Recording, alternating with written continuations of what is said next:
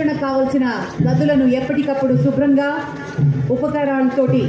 సహా అందుబాటులో ఉంచి శిక్షణకు కావాల్సిన కమ్యూనికేషన్ ఇన్స్పెక్టర్ గారు కె ప్రకాష్ గారు మరియు నిరంతరం పరిశుభ్రంగా ఉంచడం, వారి మానసిక శారీరక సామర్థ్యాలను పెంపొందించి కావలసిన ఆహారాన్ని అందించి అన్ని రకాల శిక్షణలకు అత్యంత నేర్పరితనంతో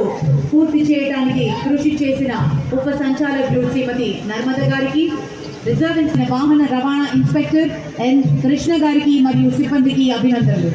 శిక్షణా కాలంలో శిక్షార్థులకు ఎటువంటి ఆరోగ్య సమస్యలు వచ్చినా 24/7 అందుబాటులో